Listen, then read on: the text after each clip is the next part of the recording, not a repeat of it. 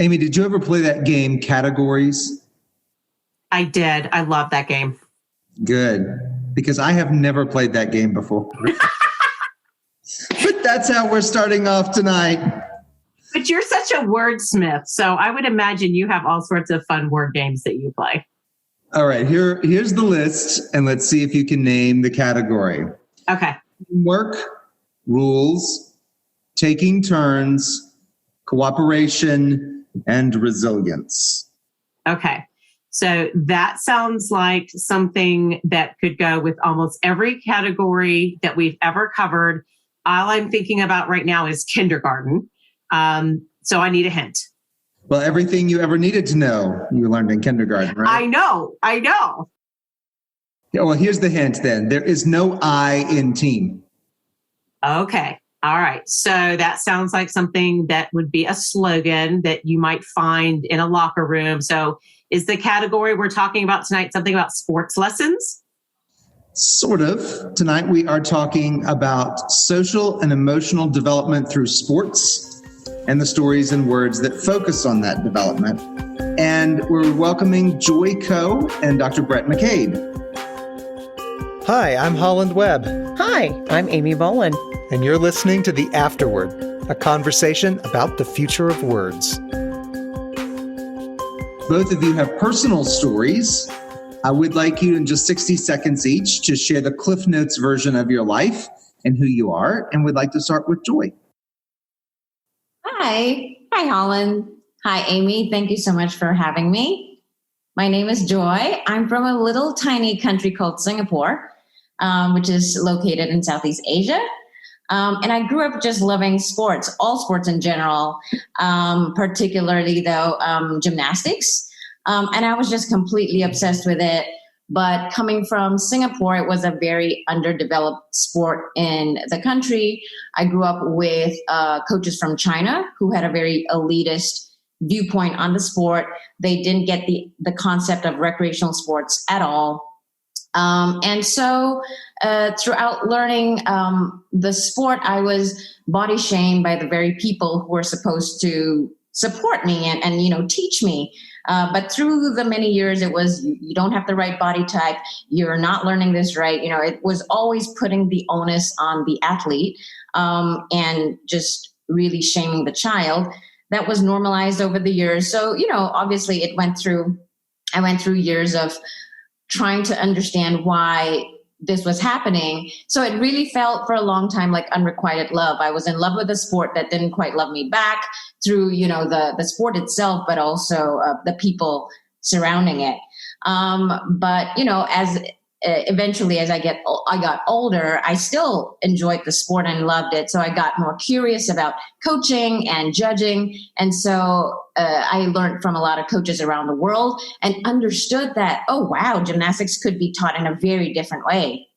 And that kind of landed me here. I've been coaching for the last 15 years, and I'm currently coaching in an international school in Bangkok, Thailand, and I'm loving it, being able to teach the sport in such a positive and encouraging way to students that just love it. Thank you. That's really interesting. Somebody said to me today that gymnastics is the sport you can't just play a pickup game in. Nobody says, I'm going to go out in the backyard and pick up some gymnastics for a little while. Yeah, it's a very different sport from a lot of team sports, basketball, badminton, that sort of casual sports. Yeah. All right. Well, we'll look forward to talking with you more about it. Dr. Bhrett McCabe is joining us from Alabama. Is that right? Yeah, thank you. And a pleasure being here. It's a fun conversation. So I think what you're talking about is great. My background is I'm a clinical psychologist. I specialize with athletes, their experience in the game, the good, the bad, and the ugly. But I got into sports when I was a young kid. I was 5, and my dad was military. We're living across the world. And when you're on the military bases, you've got to fill time. And he was a college baseball player, so I gravitated towards baseball. Played through my youth sports and played in college at LSU, and was fortunate enough to be around some really great coaches that were really committed to human development and success on and off the field. And that led me into a field of psychology, is what I do now. And I love the interaction of using sports to tap into people's life and potential and establishing a developmental future for them. Wow, that's awesome. You get to marry two things and put them together. Two things sound like that you are very passionate about. So we're very excited to have Joy and Bhrett here with us tonight on the Afterword. But as we like to do, sometimes there's going to be some phrases or words we're going to talk about tonight. And Alan and I are not the experts. So we would like to get your take on a few of these terms just to help us come in with a little bit of foreknowledge, if you will, or just kind of, I hate to use the sports pun again, but level the playing field. So it doesn't matter who takes the word. Somebody just pop in there. Whoever would like to jump in on this first term, cognitive regulation. What does that mean in regards to sports and social and emotional learning? Joy, you want to take that one? I was thinking you might have a better insight to that with your psychologist. I went to school at LSU. That's a big terminology. So I will take a shot at that of kind of trying to influence and direct the way that we think and the structures that put together our patterns of thinking and behaving. But I would probably go with that and regulating it and kind of controlling it. I think a lot of people in sport try to control the way they think. And there's a thought that people who do that. And I find that when we get into competitive experiences, our mind is often going at a very fast pace. So it's sometimes really, really hard to control it, but sometimes we just got to let it flow. Okay. I like that. Joy, anything else you want to add? Yeah. I mean, the first thing that comes to mind is when, when something is very triggering for the child or athlete and it goes a million miles a second and they can't seem to control their bodies and their thinking. And I think it's employing these strategies and tools, breathing techniques or, certain mantras if that helps the athlete to just coming back to their center and not allowing these thoughts to take over. So just trusting their what they're telling themselves and trusting their bodies being able to do what they want to do. Okay. I love that.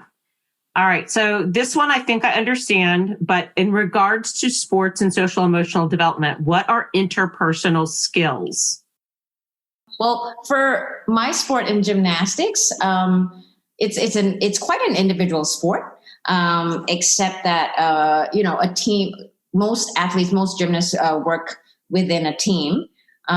So interpersonal skills between their teammates, between coaches, and just being, like a decent human being, taking turns. Taking turns, saying please and thank yous. That to me is I think it's different for someone playing in a team sport. Okay. How about you, Bhrett? Interpersonal skills to me are the ability to communicate, to understand and have empathy, but to also receive feedback, know when somebody else is hurting and how to support them. So we may look at it as like a higher level order of skills. Sometimes athletes don't always have the best interpersonal skills because they may be the center of the universe of people who are working to help them. And so in team sports, understanding when somebody needs help and versus somebody needs encouragement versus somebody needs maybe a little bit more criticism or direction. So it's an important dynamic for any athlete or coach to also know how players need to be coached. And I think those interpersonal skills set that foundation. I think a lot of kids today, and I don't mean this in a negative way, have to be coached on how to be coached because those interpersonal skills aren't developed as much in society as they used to be because of probably a lot of perfectionism and societal demands. Interesting. That sounds tricky. Let's move into, you kind of touched on this one a little bit, Bhrett. You said higher level skills. I'm thinking maybe something that goes along with that would be executive functioning. Well, executive functioning is pretty much our ability to make complex decisions on the fly, to plan, to organize. It's it's a function of our frontal lobes of our brain and our anatomy that really separates the human from any other animal species. So, you may see it in some of the primates and the way that they may move objects around, but the ability of an athlete, let's say a gymnast, who Joy is talking about, to be able to make a decision on how to go down a runway, make a decision on a vault, organize and plan the way that they do their training, and even in the heat of the moment, making adjustments on the fly. So the executive functioning, the term executive is meant to imply the highest level of complex decision-making and discrimination against competing tasks. Okay. How about you, Joy? Yeah, I think it's Brett's covered a lot of it. I think it's very complex moves, especially in when you're doing maneuvers or skills that require a lot of, it's a combination. You're doing a triple twist in the air, and it's having that reflex moment to either bail out of it safely or to compete the skill and to change your landing on a certain skill that allows you to save yourself if you think that you're going to fall, you're going to land short, for example. So being able to understand very quickly when you're in the air, for example, where your body's at and making that decision really quickly. Okay. Now, you mentioned this a little bit in your introduction, Joy, about the difference of coaching and kind of that some of your coaches didn't have any idea about a recreational mindset when it came to a sport. So what would be the difference between recreational versus club sports? I think there's definitely some differences, culturally, because in different parts of the world, clubs might not be very competitive, whereas in the United States, I think you've got varying levels of competitiveness within sports. Sports clubs that are renowned for producing Olympic athletes. I think that's very different from your neighborhood, team sports type of club. So again, I mean, there's just some essential differentiation to be done there. But essentially, I think it's the high performing elite type of sports, which is what I'm imagining you're talking about in club sports, is very much working against a deadline. So when you're 8 years old, you're meant to be able to do this skill by this time, performing at this certain quality. Whereas at recreational, it's very much let's see where you're at and let's try to coach you the best that we can. And if you get it, you get it. If you don't, you don't. And it's very much, more recreational. It's at the pace of the student, at the pace of the club, as opposed to having a very hard deadline to be able to do certain skills by a certain time. Interesting. Okay, well said. I like that. How about you, Bhrett? Anything to add to that? Yeah, I would say what's the goals that the organization is setting forth for the young athletes?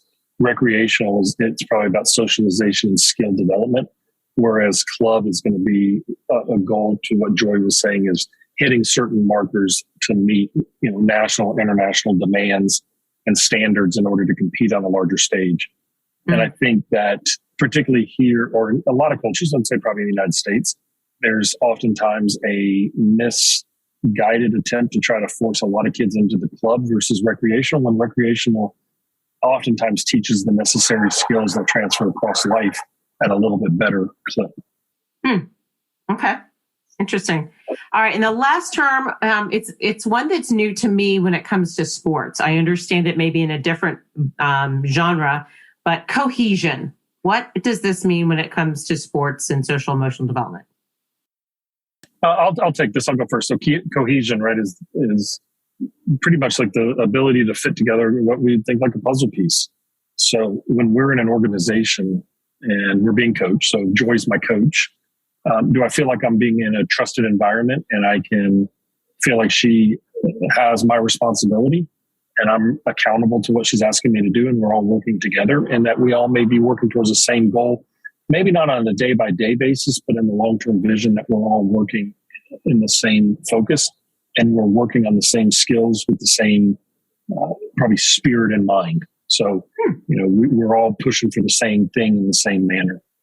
Oh, I like that. How about you, Joy? Yeah, I think that was really well said.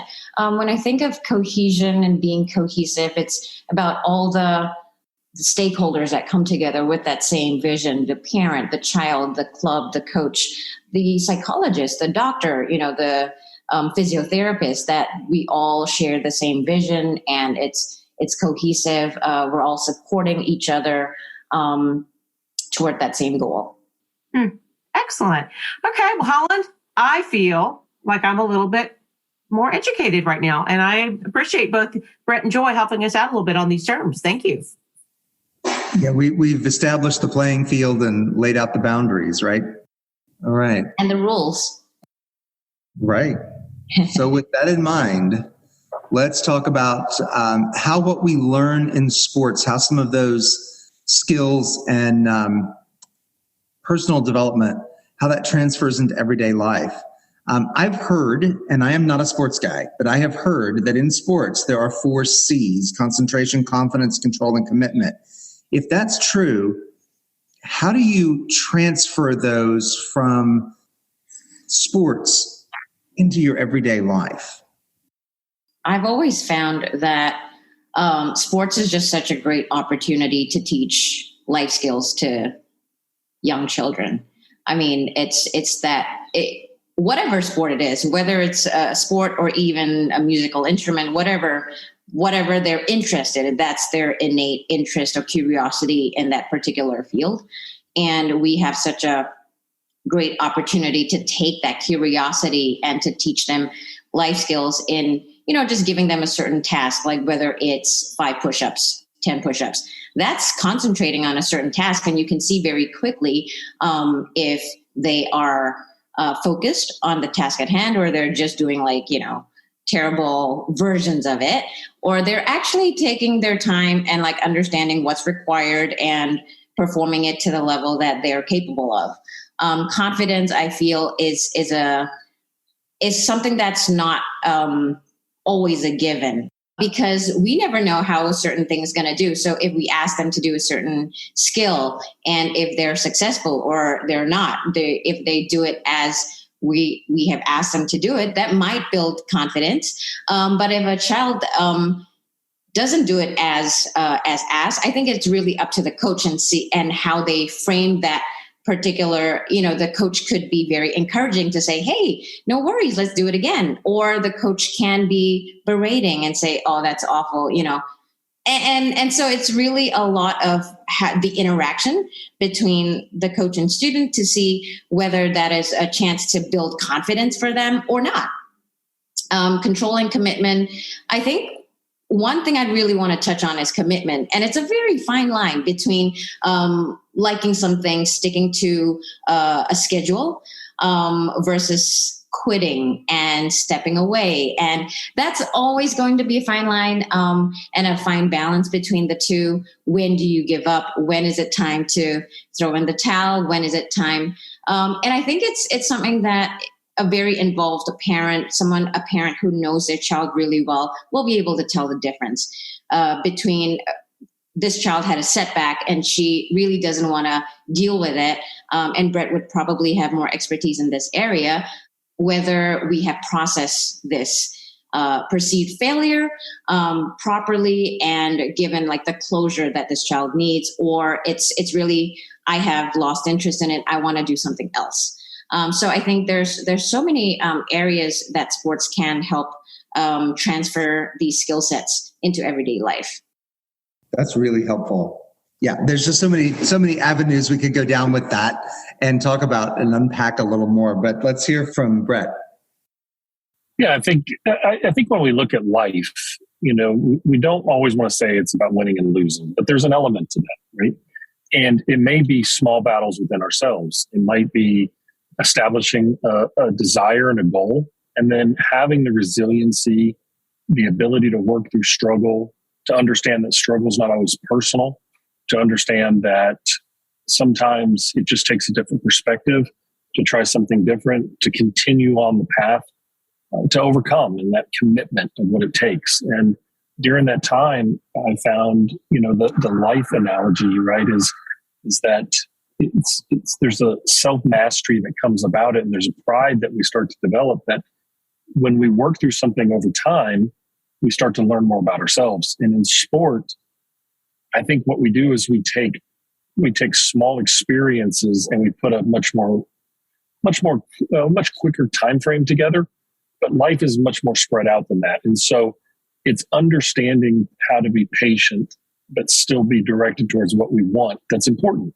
And it's also important to know that failure is part of it, that we have to learn how to deal with not being the center of the world and understanding how to support others along the way. And I think being able to sit on a bench and root on your teammates is very similar to being in a meeting in life when somebody else is getting the positive admiration of their boss. But to understand how to be a contributor, know that you're helping that individual out. And so I think sports provides that, to understand that we can all make contributions in our unique way and to understand the value of our contributions despite the struggles and the difficulties that are there. So are there specific developmental milestones that you can look at and see them clearly transferring over from sports into larger life? Are there things you can look for to say, yes, this is happening as it should? Well, I think from an individual development person, so if we take a youth athlete, okay, who's 5 or 6 to 7 to 8, and when they have a mistake and you find them crying and being very upset, even during a sporting event in a game, and it's not uncommon, to them being able to handle the failure and redirect towards the next opportunity. That's a very big developmental shift that happens for athletes and for young kids, right? There's an element of delayed gratification. There's an element of the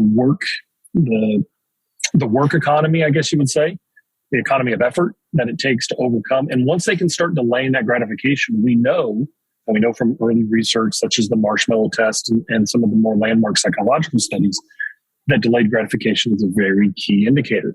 But we also know that their ability to have grittiness, to leave unhappy and come back and find a way to overcome something, it's one of the biggest predictors of success across academic and occupational settings.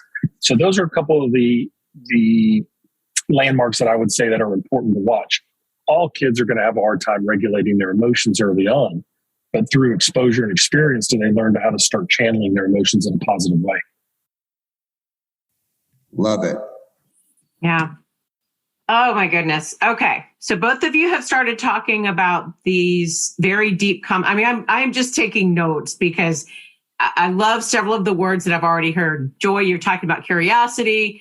Bhrett talking about grittiness and this economy of effort. I love that phrase. So how do we balance this curiosity with grittiness, performance versus personal growth? How do you keep sports fun? Because that's part to me of that grittiness. If I'm not having fun, I'm not coming back. So Joy, how do we keep this balance?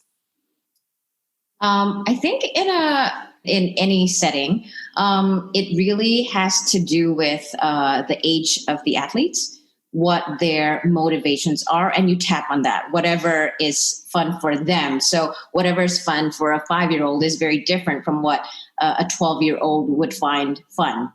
With the younger kids, you gamify it. So everything is a game and you are making them do push-ups without them even realizing it. Kind of, you make it fun and you're making them sprint because we're playing a game of getting, eggs in a basket or whatever.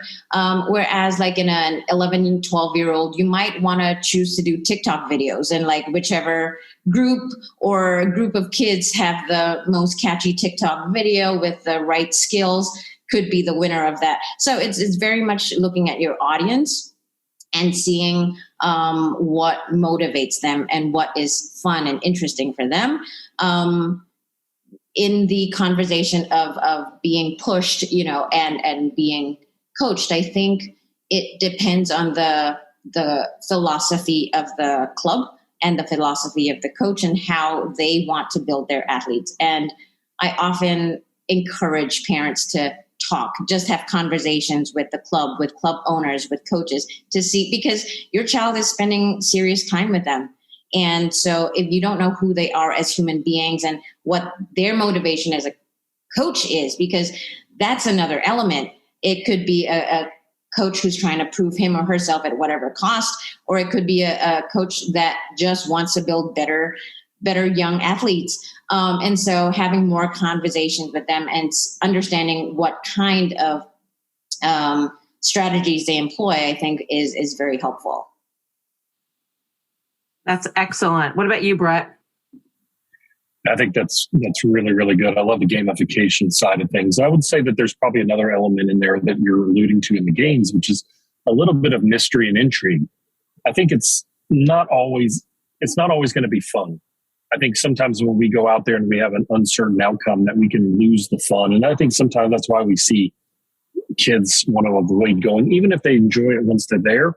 But if you're really good at creating intrigue and the uncertainty and the challenge and the mystery of an outcome through gamification or through landmarks or developmental milestones of, can you do this? And it becomes I think I can do this and I want to figure out a way to do it. I think that starts engaging much more of an investment, and investment alone is fun. I find a lot of times the enjoyment happens after the breakthrough, because just like any of us, if we're sitting working on a puzzle, we get frustrated. And it's not always fun when we can't figure out where the piece goes. But once we get the piece in that puzzle and we see the finished product, there's a pride and a lot of fun that goes with it. And that plays into the curiosity, the grittiness, the overcoming, the working through, and also the mastery feel that they did that for themselves. Excellent. Yeah, both of you. That's so good. I think these are key pieces. And obviously, I'm just hearing so much ability to transfer these principles into every area. I mean, I can think of it as an adult, what need for curiosity or what need for grittiness or that level of intrigue or wanting to solve a problem myself. Those things all come into play as an adult. Excellent. It's interesting that schools don't incorporate more physical education into the school day, given all of the benefits, the social, emotional, and cognitive benefits that the sports can provide. Why is that, do you think? Lawsuits, maybe. I think some of it is physical education can also be exposing for some people and very vulnerable for people who are not athletic because of the winning and losing and the hierarchical nature, and kids who are really, really good at it can really separate themselves from an athletic. In our society, we place a lot of value in athletic ability, and it's oftentimes misguided. Right? If you ask the young who are the most successful in the world, they're going to tell you musicians, actors, and athletes, and that's who they look up to. I think the benefit of physical education, without it being a competition throughout the elementary stages, I think is really important because of the benefits on mental health as well as physical health. And we do have an obesity epidemic in this country, as well as a really growing mental health need. And I do think physical education can do it, but I think we have to be more inclusive of every student in those physical education or physical educational dynamics. And I don't think dodgeball is maybe the best answer for every kid in the class. That can be very punishing for the kids that get hit out first and not do any benefit, actually do harm. Whereas physical movement or running on a track or finding and tailoring to what Joy said. I mean, I think what she's saying is brilliant. Using TikTok videos to enhance physical education. That's a brilliant solution that I hadn't even thought of. Wow. Okay. So to move on to the topic that, we can't have a conversation without talking about COVID and what COVID has done to every little piece of society. So specific to this, the Sports and Fitness Industry Association, which tracks participation across 120 sports and fitness activities in the U.S., released a report that indicated that Gen X had a renewed interest in team sports. And this was mainly attributed to their children spending more time at home and the parents having to find alternative ways to occupy their time. How do we support children, parents, and coaches as we kind of come back into team activities? what I've noticed is there's a lot of initial hype and a lot of initial, absolutely after the pandemic, the parents are just waiting and they're so excited to send their kids away to all these sports and yay, I get my free time again. That's the reality of it. I think a lot of parents have said, thank God you have, sports back for the kids. It's a way for them to expend their energy. It's a time for parents to regain their sanity.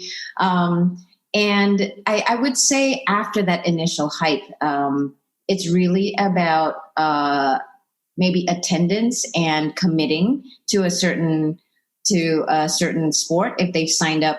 The issue I've found that's been recurring is that, there's a holiday that we've planned. There's a vacation that we've planned. Oh, grandparents are coming to visit. And those are all great. I mean, not valid excuses, but those, obviously you want to make time for family. But I think it's a key lesson that we can teach our children, where if we decide to do this and we're committing to it, whether it's once a week or twice a week, it's seeing that through. And that in and of itself is a lesson that we can teach them is commitment, whether you love it or maybe you're less than enthusiastic about attending today, but just showing up and following through to what you committed in the first place. I think one thing about COVID was it eliminated some of the clutter from a lot of our lives for a period of time. We are, particularly in the United States, we are very taxed. People go at nonstop, frenetic paces. If you ask kids today, the amount of homework they have is counterproductive to free play and going outside in their backyard and playing. You don't see kids playing in their backyards anymore for a variety of reasons. Some of it's safety, some of it's time. Some of it is that there's better engaging things on platforms and technology. I think we know that the American Psychological Association has studied stress in America every year, and we are at unprecedented rates of stress across families, people, organizations, and so on. And team sports, I think, have always provided an outlet for people to engage in, where you become a fan of a team. And when a team succeeds, we succeed together as a community. So I think there's some hope in that. I think the concern to what Joy said is, when you sign up for something, I think the other facet of it is not just our personal commitment, but what is the commitment that institution is or that association is asking us to do? Is it 1 day a week, 2 days a week, or are we talking 7 days a week? And are we talking about, if you take a look at like youth volleyball, basketball, or baseball, softball, particularly in the Southeast, the families are out of town every weekend. They are traveling to a big showcase. And so that commitment gets very difficult if you're not all in. And so then those are the balances. But I think having something to help reduce the stress, have that activity, I think by reducing some of the things out of our workflow has been very helpful. So good. And this is such an important conversation. We're talking about mental health and what's going on in our schools and things right now. And this is such an important point, Bhrett. I appreciate that. So let's wrap up this first part of our conversation about sports and social emotional development with I